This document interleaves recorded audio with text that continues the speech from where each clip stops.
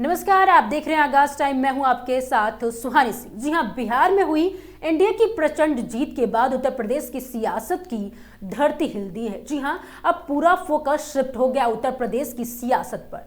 दोस्तों, अब सवाल यह है कि बिहार के नतीजों के बाद यूपी किस पार्टी की सबसे ज्यादा नींद उड़ी है और 2027 में महाचुनाव से पहले कौन सी पार्टी अपनी रणनीति बदलने पर मजबूर हो गई है। अब देखना यह होगा कि किसकी रणनीति ढह गई है और कौन 2027 में पहले अपनी चाल बदलते हुए नजर आ रहा है, क्योंकि अब शुरू हो चुकी है रणनीति की नई जंग और नया समीकरण। जी हां दोस्तों, आज हम आपको बताएंगे अंदर की हलचल, नेताओं की बेचैनी और यूपी की बदलती राजनीतिक जमीन का बड़ा विश्लेषण।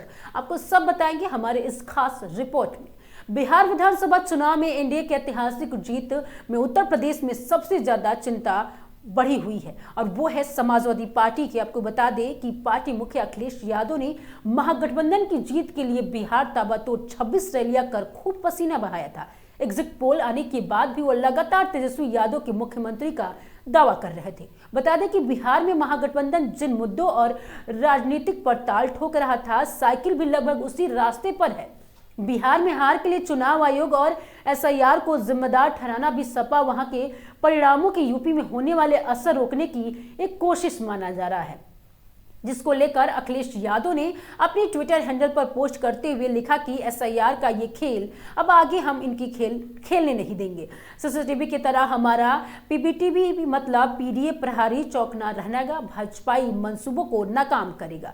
आपको बता दें कि उत्तर प्रदेश के वर्ष 2012 के विधानसभा चुनाव में सरकार बनाने वाली सपा को वर्ष 2017-2022 में भाजपा के हाथों पराजय का सामना करना पड़ा। हालांकि वर्ष 2024 के लोकसभा में सपा ने 37 सीटें जीत भाजपा को बड़ा झटका दिया था। अब वर्ष 2027 में होने वाले विधानसभा में जीत के लिए तैयारियों में जुटी हुई अखिलेश पूरी तरह उत्तर प्रदेश पर ध्यान केंद्रित रखना चाहते हैं, क्योंकि बिहार में मुस्लिम यादव का जो समीकरण था वो कमजोर पड़ गया और यही समीकरण यूपी में सपा की रीढ़ माना जाता है।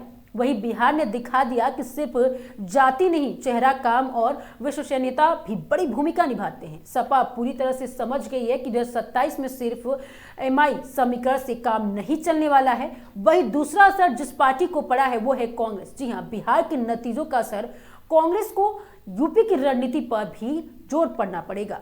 पार्टी की प्रदेश अध्यक्ष अजय राय सहित कई नेताओं को बिहार चुनाव की जिम्मेदारी दी गई है, परंतु वो कई कमाल नहीं दिखा पा रहे हैं। ऐसे में कई नेताओं का कदम आपको बता दें कि घुटने टेकने की भी आशंका जताई जा रही है।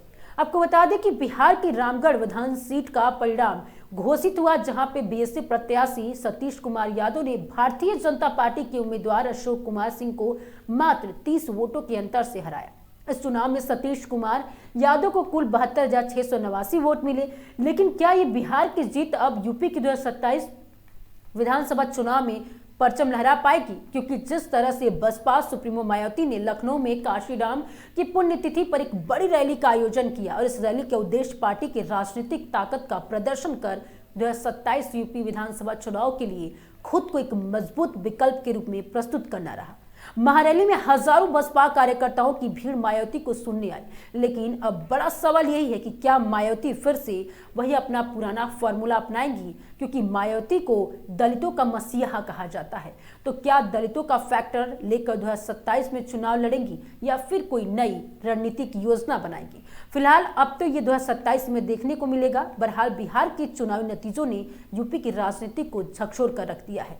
वही सबसे ज्यादा असर समाजवादी पार्टी पर पड़ा और 2027 की सबसे ज्यादा और अपनी रणनीति बदलने वाली पार्टी में भी सपा।